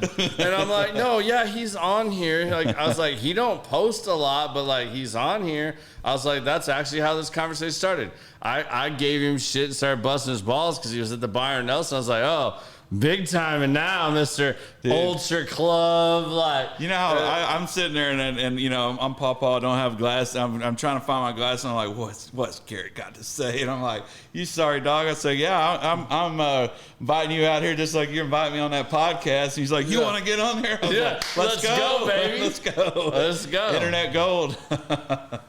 No, Anthony, that's funny that he got on there and posted. But yeah, we were actually hanging out this weekend, and my niece Christiana, we all the three of us, you know, we have a good time together. But they came out and hung out at the house this week, and they think I live in the country. I want to see the new house, like. We're out. I haven't seen the new house because I went to the old one where you did the man cave in the garage. Yeah. But then I remember like right after that, y'all found this other house like down the road a little bit that you like fell in love with, and you're like, I'm buying this house. Yeah. And I'm like, dude, you just bought that like 8 months ago. Like, what are you talking about? Yeah, we were there about 2.5 years. Built that house. Yeah, we were there a little over 2 years, and we were out riding a motorcycle Father's Day weekend of I think that was 2020. Yeah, it was 2020, and we're out. Amanda and I are out riding with some friends, and we're out that way. And I'm like, hey. She's like, what? And I was like, we need to come look at these houses. And she's like, what? So Sunday after Father's Day, we go riding around in the truck, and we go out looking, and we're like, let's look at this neighborhood. Like, oh, that's out of our price range. Let's look at this neighborhood. Oh, that's not in our price range. Well, hey, let's call our realtor. And she comes in Monday, that Monday. I'll shorten the story. But our house was sold that week, and we signed a contract on that new one that same week. And Amanda's like midweek's having this breakdown. We're laying in bed. I'm like, you okay? She's like, no, we just sold our house. I'm like, I love this house. And I was like, we're not, this house doesn't make us. We're the house. You're going to be us wherever we live. And so, we need to have y'all out there and check it out. And well, since I know Sarah's not listening right now, you got to help me like get Sarah like in on the motorcycle thing. Like maybe I can just rent one for a weekend or something. You know what? That's exactly what my brother was doing just till recently. So she's so out on the motorcycles. She's not gonna let that happen. No. Well, I mean, I've gotten lucky like not having a motorcycle license all the years that I rode bikes. I felt like I was kind of pushing the luck there. Like, if I was actually going to do it again, I actually need to go get my license. You know what started the motorcycle? We grew up riding motorcycles like dirt bikes. My dad didn't do sports. My dad Christiana did happily pushed that stroller. All right. Oh my gosh. Tell them about the stroller. We got to know about the stroller. Let me tell about motorcycles. That's way cooler. But he was water skiing, and motorcycle riding. It's like that was his way to communicate. He grew up that way with his dad. So we didn't, play in sports. We played them, but it wasn't like, hey, you got to, play football. No, it's like I had to, middle school, like, I want to play football. And they're like, we don't know anything about it. But so we grew up riding dirt bikes, and he always, kept us on them, and was great. And we learned. So you got a big boy Harley? So right He now. got a fat boy. Yeah, no, I got a Road Glide. Road Glide, about to say Road Glide, yeah. Yeah, I got a 19 Road Glide Special. See, my brothers all ride those, but they all started me. I learned how to ride a motorcycle when I was like 30. But I started on sport bikes. Okay. So that's all I know how to ride. And then when I go try to sit on their big boys with the bags and all that, like, this shit is too big. Mm-hmm. Like, it's huge. He's like, no, it's easier to ride than a sport bike. I'm like, nah, I don't see that. I never got into sport bikes. I tried all I know is crotch rockets. Yeah, I tried to get one of those, and my dad's like, no, you're not getting one of those. I think it was right at the time when I was moving out, and I really wanted one so bad, and then I just couldn't afford it once I moved out on my own, so it just never happened. Man, I can't afford a Harley. The Harleys are like, I can get a nice crotch rocket for like $6-7 grand. A Harley is as much as a car. Like big dog over here. Dude, they got out of control on pricing, and so renting. That's how So what I was gonna say is, I mean, I know you used to do that because I remember like it never failed in the last like 5 years. I can count. I mean, I had to take my shoes off. Don't do that. But every time I would call you and be like, hey, you're like, man, me and my dad and my brother just rented bikes. Yeah. We're going through like East Texas or South Texas. We're going on a ride. And I was like, all right, man, like, I'll let that fly. Like, you're not like hanging out with Dr. Evil going bird hunting and didn't invite me. Like, no. I'll give you that. But you know what happened? My dad, when they moved to Murphy in like 96, 97 from Garland, where I grew up, and so they are moving and had a garage sale, and somebody said, hey, is your motorcycle for sale? And at the time, I think he had like an 81 Yamaha 650 Special. Yeah. And I mean, everybody knew my dad. He's never been without a motorcycle. Always had a motorcycle, and they were moving, and the next thing you know, they're like, yeah, your dad sold his motorcycle. And he's like, yeah, I'm not getting another one talking about Harley. I'm like, what? Like, I've never not known him to have a motorcycle. And he didn't, he went without one till, oh man, somebody can post one of the family members, but he retired, when he retired from Texas Instruments, he like retired on a Friday and bought a Harley on that Saturday.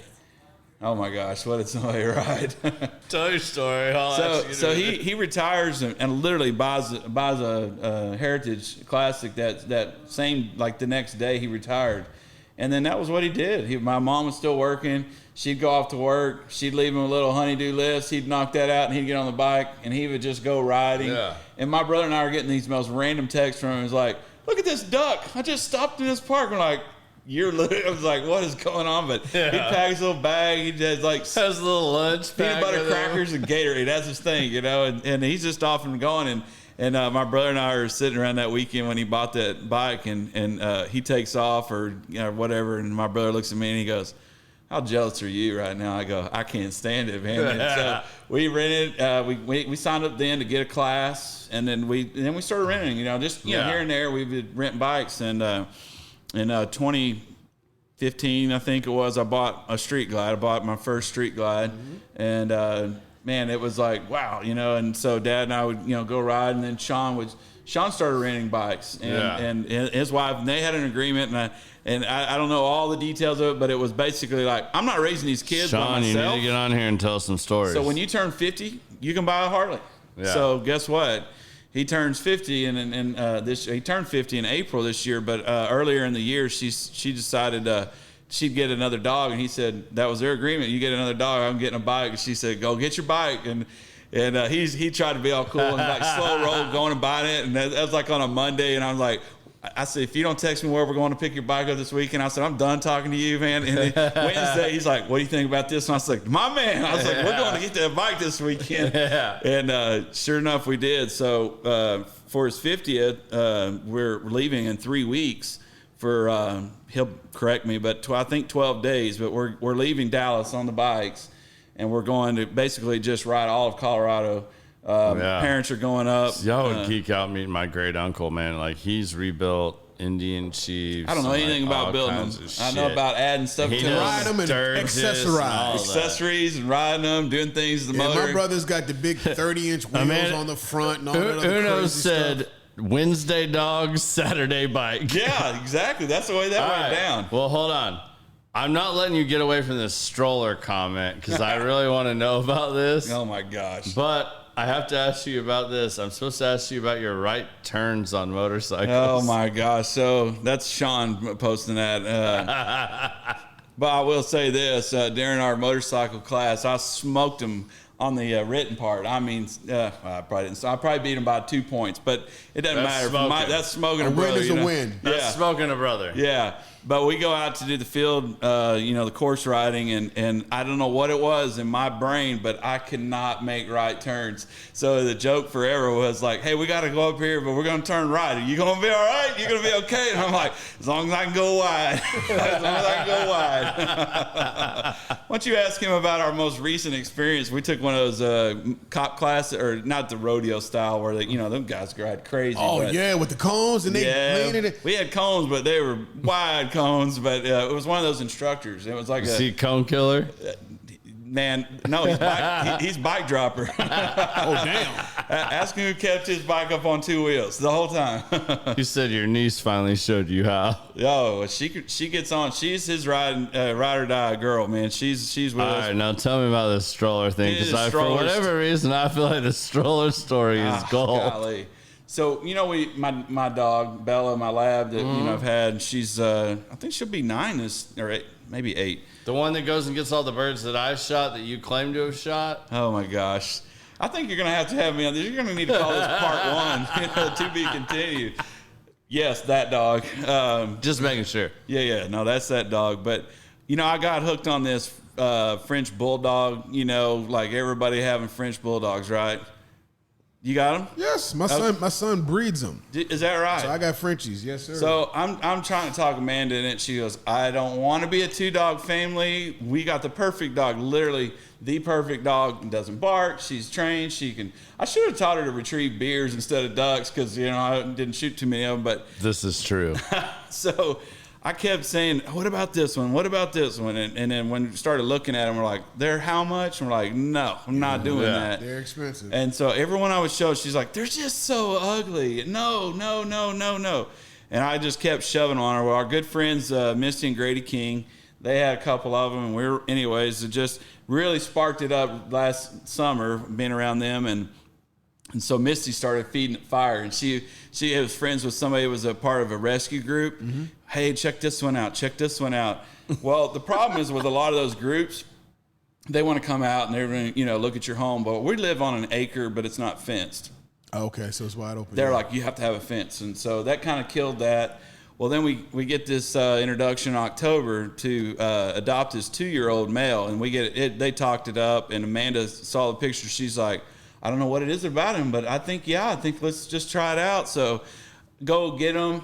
They're like, just keep him for a few days, make sure he's a fit for you guys. And is it the lab or is it the Frenchie? The Frenchie. Okay. So the lab I had since she was had the lab for a while. Since she was, literally my best friend, Chris out there. He had the litter, and so we got her from 6 weeks old or whatever. But no, the Frenchie. So October we welcome Winston Boudreaux Henderson into our home. Yeah. Nice. And he quickly becomes everybody's dog but mine. Of the family. Doesn't like me. He's scared of guys. I try to pet him. He's like, ugh. I was like, he was whipped. He's 2 years old, biggest French bulldog I've ever seen. They just awesome looking. I have my picture of my dogs on my phone. I'm sure Amanda will be super happy. Can you fit inside a dryer? Oh my gosh. See what I mean? It's like that's just definitely going to part 2, but I won't be able to find a picture. But yeah, so sorry, they can't see it anyways, even if you did. So Amanda now is like Winston's all about her. She can't go anywhere without him being right there. She can't go to the bathroom without him chasing down. Sleeps in our bed. No. Hot boxes us under the sheets, like sleeps at the bottom. They fart and snore like human beings. Oh my gosh. You wouldn't believe. Oh, I have a. Hell, even your dog Con is no different. You want to talk about snoring? I have a dog that somebody needs to invent a sleep apnea machine for a dog. Like, my dog has the worst sleep apnea you ever heard in your life. And, like, he makes me sound like I don't have a problem. Like, that dude saws logs. I mean, it's unreal.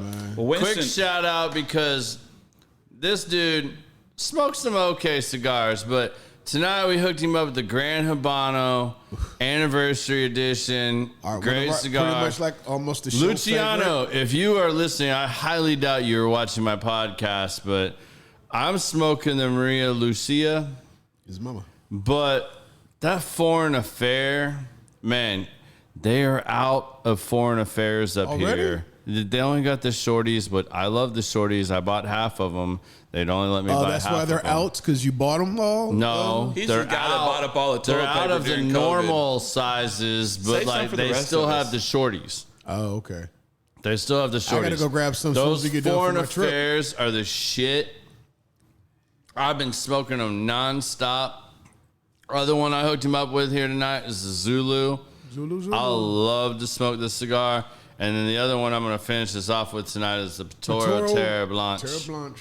I mean, you can't go wrong. So we killed the Hoochie Coochie. We're still working on some Four Roses, some Smoke Wagon. For those of you that are interested in what we're drinking, what we're smoking. Well, the guys I ride with, they're fans of the Smoke Wagon. Smoke Wagon's good, man. That's not my favorite. Like, I like the uncut, So you brought unfiltered. it hoping I would drink it? No. I like that one. I mean, out of all the little, like, so they put out, like, Christmas, 4th of July. Like, this just happens to be the Christmas one I brought out. But who would think Las Vegas? Well, it's all MGP sourced for the most I part. don't know what you're saying. Yeah, That I'm means speaking nothing. Japanese to you. This is like you talking about how you handle pipe and the fittings. Does and this all make that. sense to you, what he's saying? See, he's with me. Oh, no, but I got Garrett speak. Hey, I got Garrett speak I've been now. educating Biz. I got Garrett speak now. No, I heard everything. So I'm gonna have you over to the house. Come to the house bar. We'll go through all this. But I want to talk about something else before we have to get off here in a little bit. And So you don't wanna hear the, I think we're gonna go a little long tonight. you don't wanna Biz hear is the, hating me for saying that. Well, as long as I can get to goody goody before they close. You don't want to he's hear gotta the get stroller goody story? goody. Are we getting rid of that story? We got off on Frenchies. Yeah, But the stroller story. I don't want to love hear about. Frenchies, All right, man. stroller. I'll finish up real quick. Stroller, Amanda's dog now, right? And she thinks every French Does she have bulldog a purse that she carries the dog in? He's like 38 pounds. You can't carry that dog in a purse. They get thick. Okay, I'm just making sure. She thinks that he'll die if he walks too much because he can't get too hot. So she bought a dog stroller. No. So Saturday morning, Amanda, so we get up dose. Saturday morning. And Amanda, I'm like, no. I am not pushing that. I'm not. That's not happening. I'm not doing it. She's like, I'll push him. So Saturday morning, I get up and I tell the kids, it's like, hey, I'm going to go on a walk. You guys want to go with me? And so the stroller comes out because Winston's going to go with us. And my niece, real troop, she's like, I'll push him. So we put him in there for first time experience of walking around the neighborhood.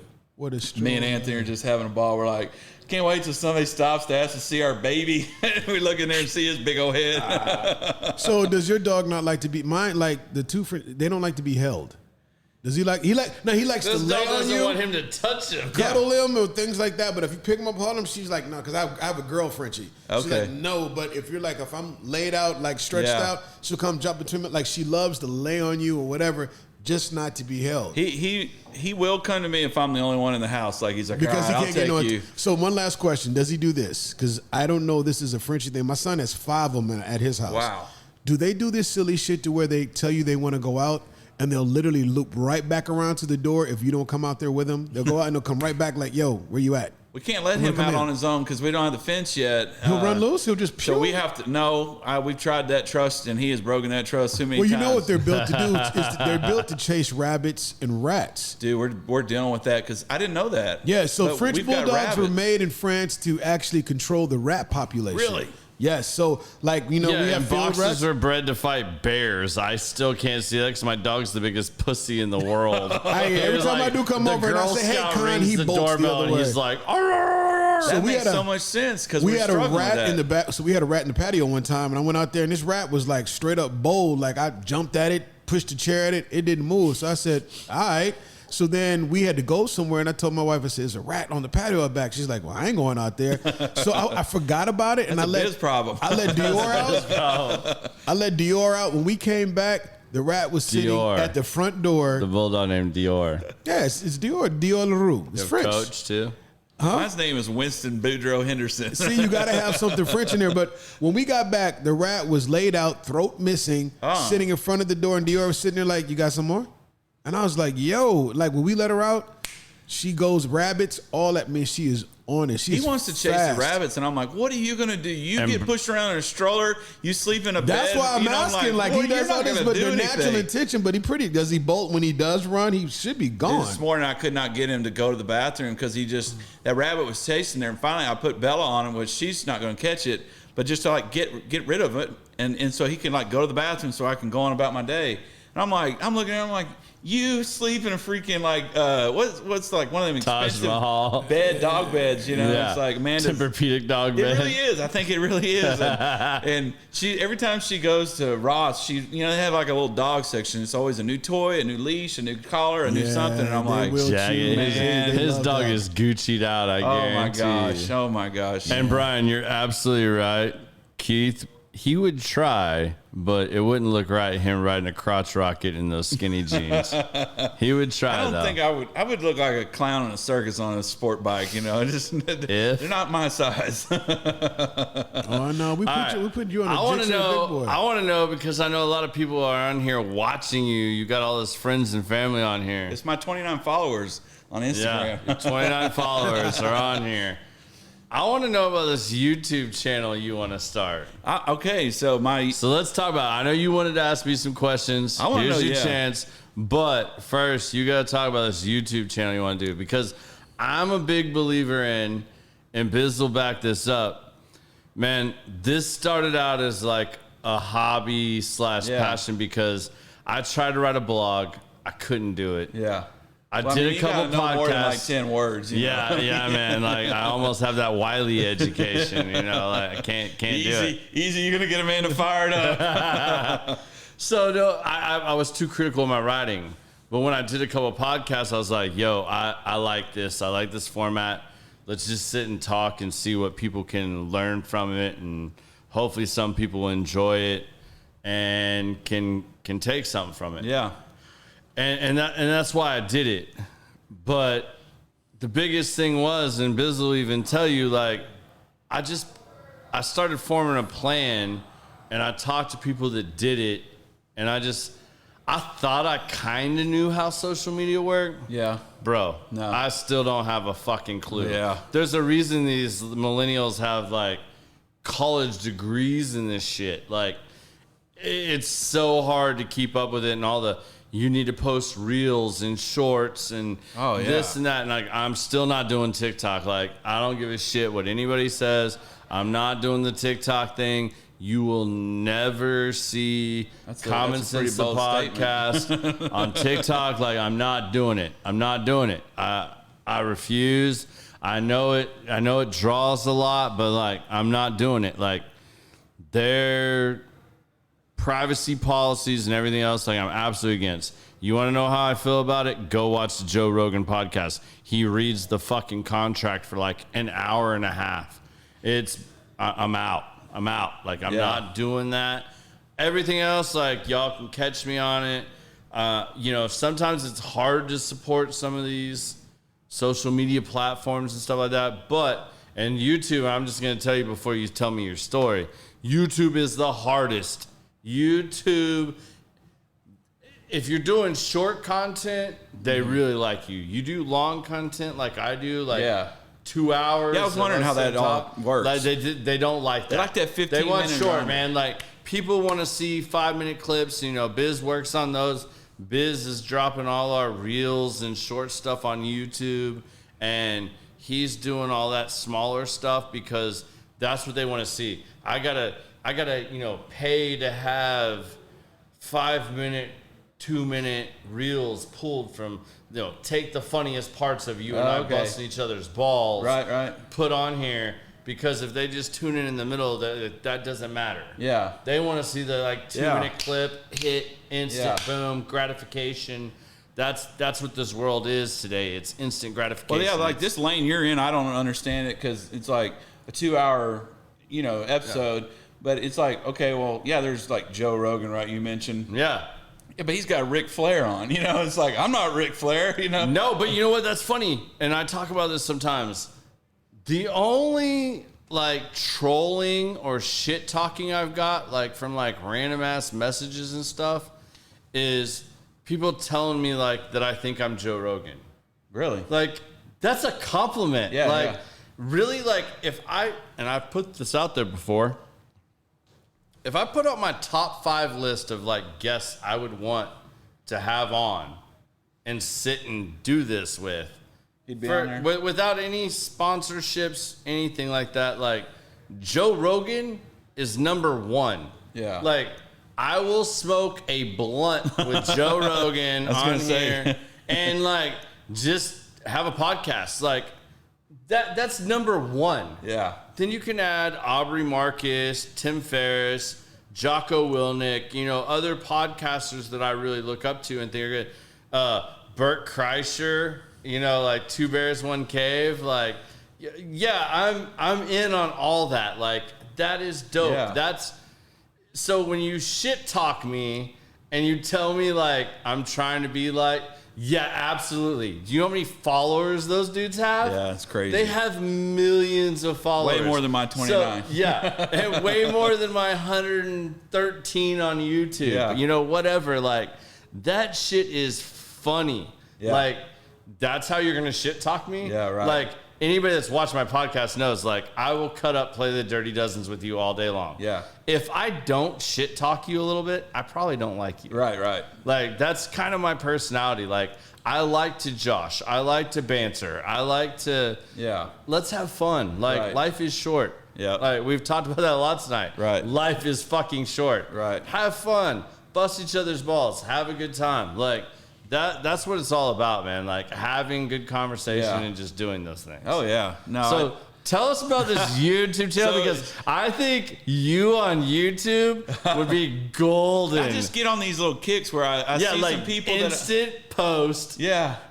Kenny Powers. Kenny Powers coming to you live. Yeah, Kenny Powers and Keystone, all the good names, from all these fun different things that you're talking about. But yeah, I get on these kicks where I'll find some people on YouTube and, just subscribe and do all the things, to help them. And it's like content that I can get into, people that I feel like I could hang out with. Yeah. Or maybe not people I could hang out with, but I just like admire what they're doing. Like, man, like they're doing this. Like, this is their thing. Like, they're doing this on the daily.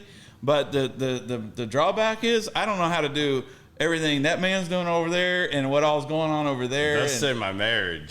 So I'm telling you right now, bro. Like, so you decide to do any of this? Hire somebody like Biz. Yeah. Like, do that. Like, I keep telling my brother, get you like, a sidekick like Biz because that's my brother. If I'd have bought all this shit, my wife would be like, "What the fuck are you doing? You lost your mind. Like, you lost your mind. Like, you don't even know how to work half this shit. You ain't That's putting me. all that out there. That's like, me. What are you doing?" And I'm like, nope. Well, I'm gonna just, I got my man on the 1s and 2s over there. Well, with my brother and I, we did a project boat. We took it from literally it was going to the graveyard, and we refurbished it. And this means I need to click back over to YouTube because I'm sure Sean has something to say. I'm sure he does. But we had, we still were doing updates just for our own fun and send out to the family. We're like doing this whole thing and then when the kids come over, my niece, she was like, "I want to be a YouTuber," and so we would find these opportunities like, "Hey, let's do this. We're gonna shoot a YouTube video," and we just run some video and just have fun with it and just take stupid stuff, and just go with it. You remember James?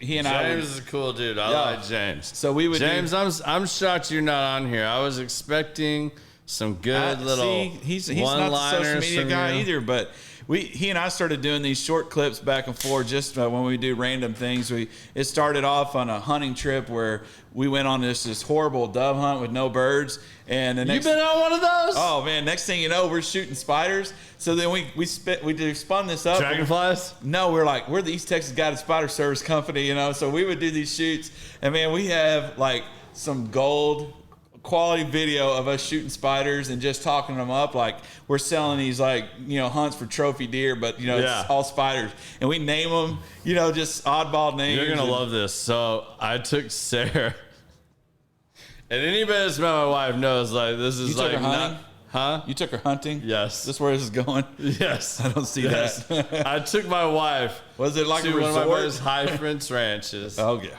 Okay. That's kind of this is a guy with money. No. Me. It was a company trip, marketing. I've never even seen the inside of one. I've seen the outside of them. I've never seen inside of one. So I took my wife to one of these, right? It's one of my buddies owns this ranch out in Lampasas. It's awesome ranch. I highly recommend it. Twin Mountain. I'll give it some props.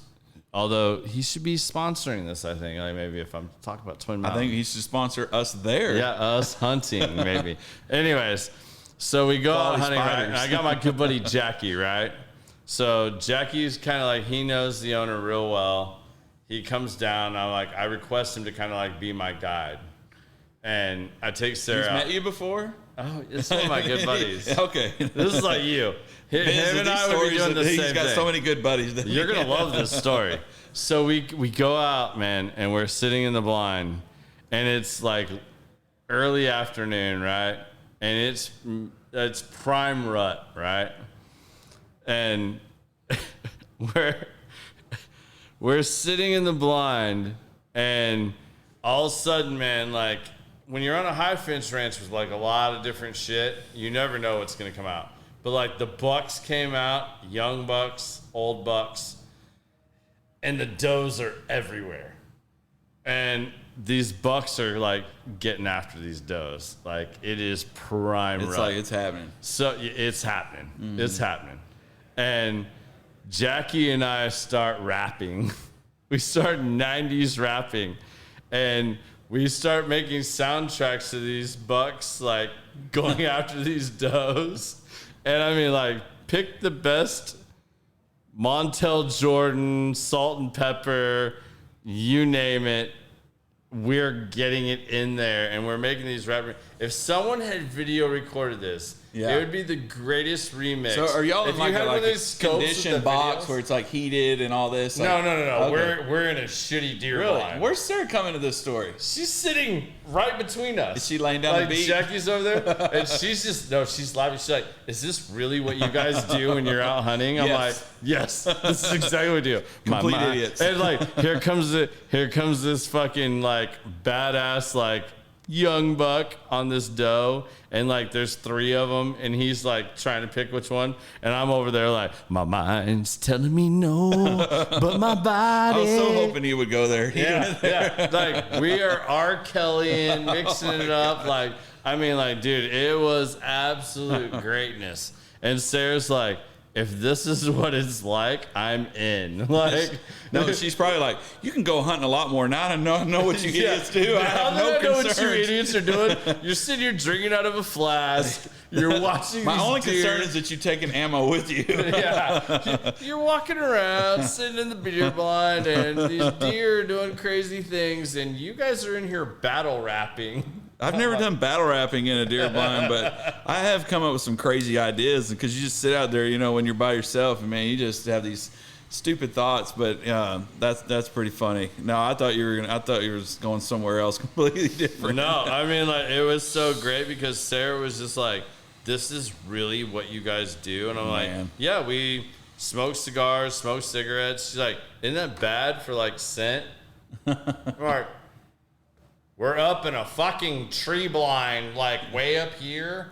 They're 300 yards out there.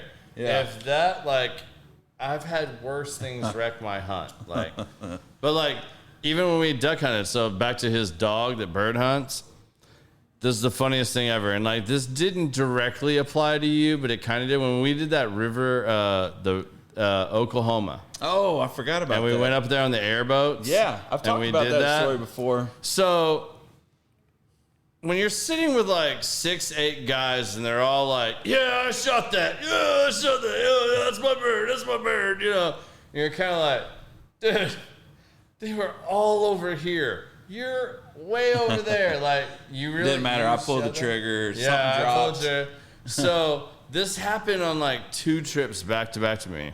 And one of my estimators at the time, John Mairo, I hope he watches this or listens to this at some point. It was so funny because we had gone to Lubbock and done our crane hunt. Yeah, I missed that trip. And we did that. You need to get on it with us this year. You got to do that again. We were just talking about that. But anyways, so we're doing this bird hunt. And the last time I was like, you know, I don't eat a lot of duck. I'll take it to my subs and they'll make me badass like tacos and stuff. But I give most of it away. Yeah. So like the first time I was like, all right, fine. Yeah, just take it. I don't want to take anything home. I don't want to clean anything. I don't want to deal with it. Second time, same thing again. They're divvying up birds. Like, how many did you shoot? How many did you shoot? And I'm like, y'all are full of shit. I was like, all right. So the next time I was like, all right, I got you. So I took my goose load with me, bro. Like, I put goose load in. We're duck hunting. So these birds come out, and we had this shitty caller. He cut them in half. Like the birds are coming in, and they're just about to lock up, and right when they lock up, he won't get off the call. So he calls on it. They start flaring. Well, I'm like, all right, fuck it, bam, bam, bam, bam, bam. Man, I hit one so hard he turned upside down. 1 week mint flopping. It rained feathers on us for like 10 minutes while this bird slowly propelled upside down out in front of us. We get done, and I'm like, I've gone through like 3 boxes of shells, and we're pretty close to limit between like the 8 of us. And I'm like, I guarantee I shot the majority of these birds, and we get back to the truck, everybody's sorting out the birds and everything. Is like, how many did you shoot? And I'm like, oh, I don't know, man. Like, whatever you all feel is fair, like, just give me those. I'm going to take them to my sub anyways to make me tamales or tacos. Right. They take the majority of the birds. I get home. Granted, they had to drive to Euless because I was only in Euless. There's not much left. They call me, and he goes, hey, man, what the fuck were you shooting with? I was like, why? Why do you ask? He goes, man, I'm cleaning these birds. He goes, 90% of them have a hole this big through the breast. And How much left of them? What do you mean? He goes, no, like, seriously, look. He starts sending me pictures. He's like, you're shooting like 3.5 BBs or what? I'm shooting like 7,500 snow goose load. Golly. And like, I'm blasting these birds. He's like, yeah, man, we're like picking meat off the bone here. And I'm like, oh, so how many did you guys shoot? Right. And he's like, oh, well, I was like, yeah, next time, just a little more respect for like the shot. Like, you idiots. Yeah, it was a good time. Well, you'd asked me my YouTube channel name.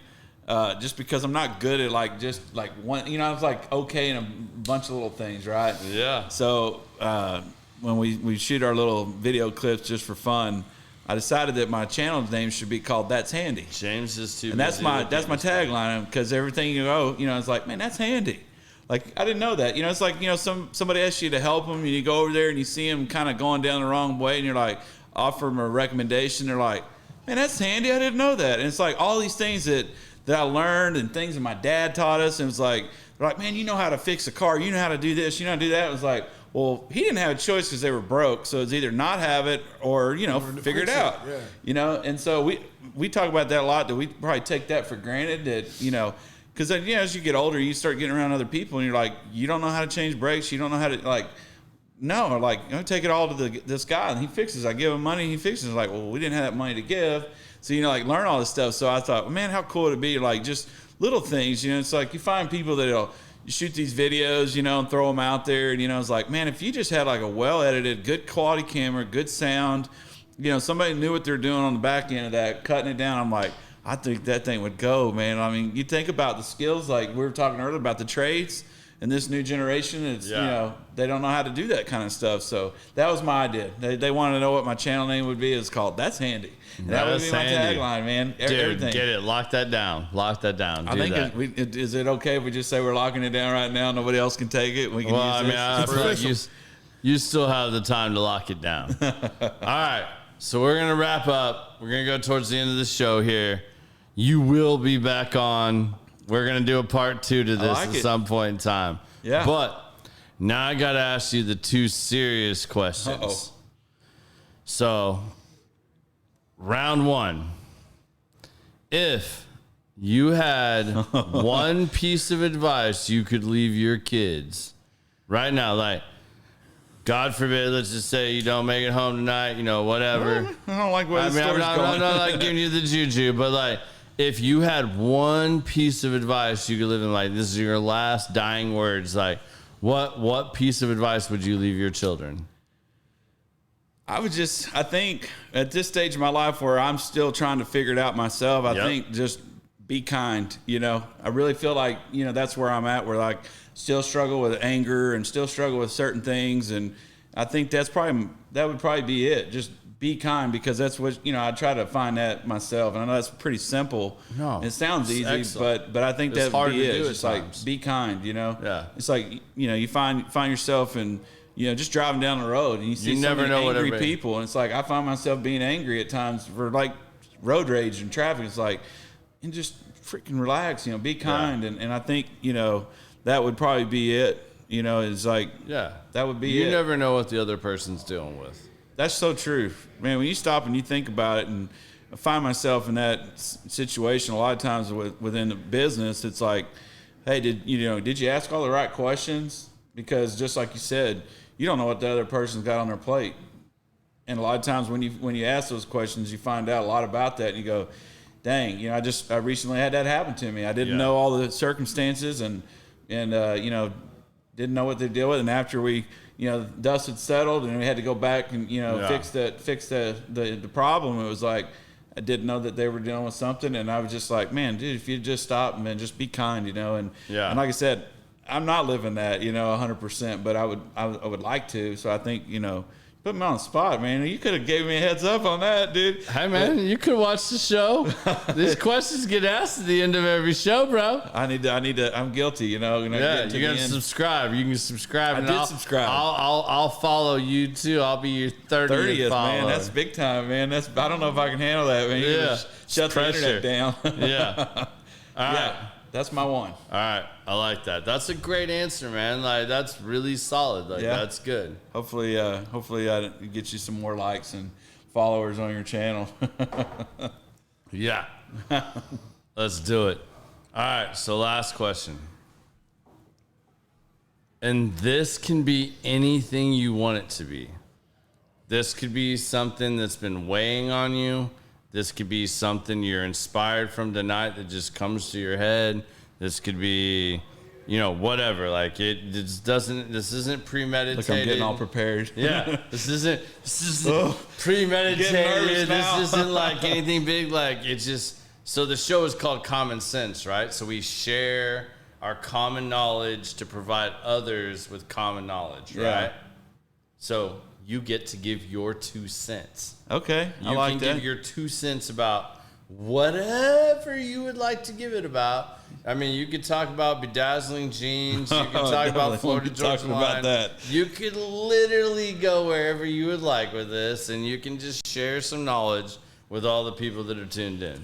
Well, so one of the things that one of my mentors that I meet with, and I wish that we could meet more on a regular basis, but this guy kind of came into my life through business, and then just our back end and how he knew Amanda and the boys, and before Amanda and I were a thing.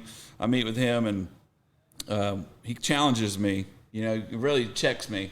Yeah. A lot, and so I walk away from there a lot of times just going, wow. I just never thought about it that way. Or he gives me projects to work on and try to just make me better. Just as a person, as a human, as a person. Yeah, and so one of the podcasts that he turned me on to that comes out once a month and I listen to.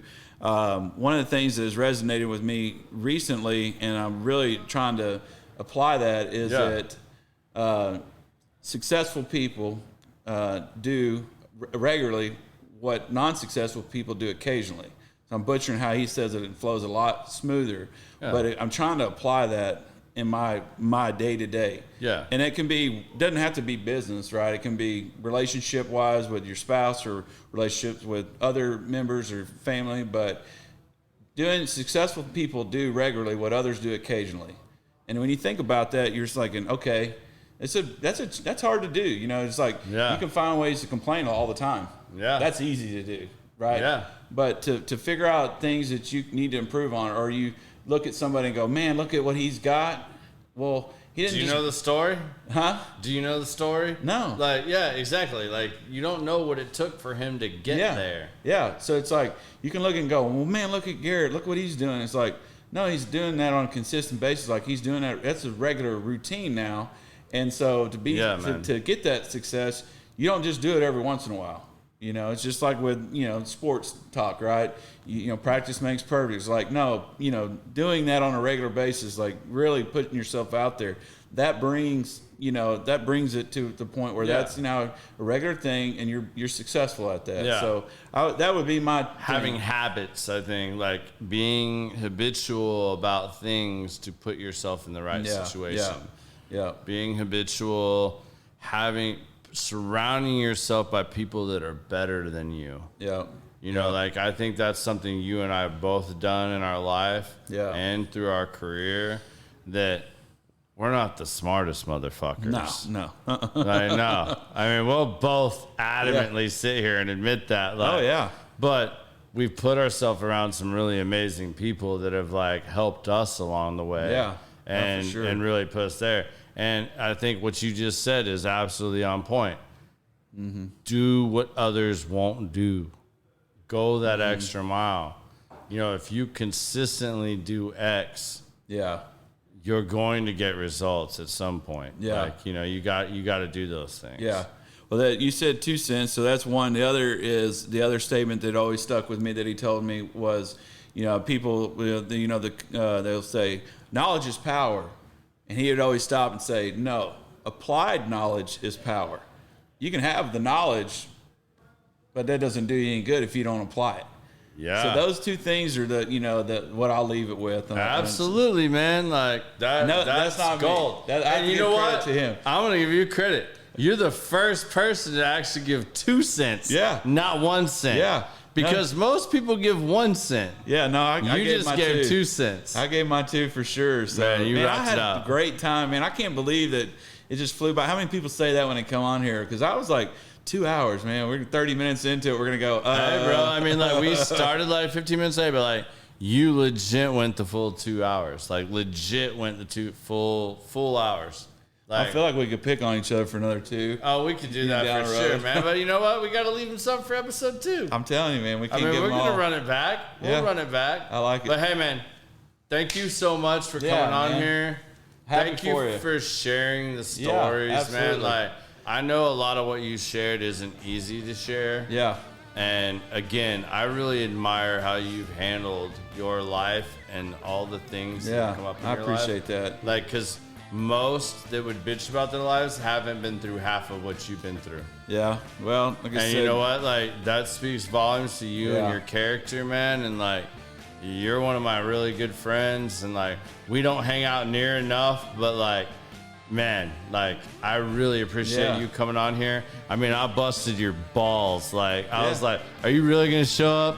Yeah. Are you going to come do this? I'm like, you had no idea. But Garrett, I was born for this, man. I was what are you talking born about? for this. What are you talking about? Let's do this. Man. So, I appreciate all of you that tuned in tonight. I hope you guys enjoyed the show. We're going to be back with another great one next week.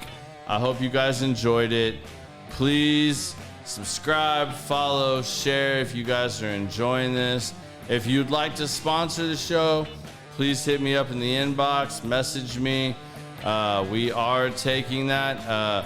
There is going to be, as you guys have known, I've talked about this for a little while, but it's about to happen. The music part is coming into this. It's probably going to be once a month. I have a meeting in less than a week and a half that is going to be adding a platform where we're going to be subscription based too. Subscription based will give you access to some things that the people that just buy tickets to see the show, great, please, we welcome you, enjoy the show. But as these bands grow, we're bringing some big names on here. And when that starts happening, you're going to want to be a subscriber because it's going to get you exclusive access to VIP chats where you can submit questions when we sit down with these bands and we're doing what Keith and I are doing right here, talking. They're going to be sitting here. We're going to be cutting it up. So any of you that are of our generations, Yeah, any of you that are of that, like you remember MTV Unplugged, we are bringing that back. Like, I saw that one you did. That's awesome. Yeah, man. Like we're gonna be bringing that back. There's gonna be bands on here that you didn't think you could hear raw like that in the studio live, cutting it up like that. And we're gonna have conversations like this. We're gonna sit down and have drinks. We're gonna have a cigar. We're, for those guys that want to do that, like, that's gonna be part of what you subscribe to and get to be a part of. It's gonna blow up. I have no doubt about that. So get in while you can. And for those of you that follow us regularly, I really appreciate you guys following us. And until next week, biz is out. Safe trip to Aruba, my friend. I know you're about to be traveling. Yeah, and same to you, sir. Yeah. Big 60th birthday party for a good That's what friend. money looks like right here. Yeah. International travelers. We'll see you guys back on the 30th, and peace.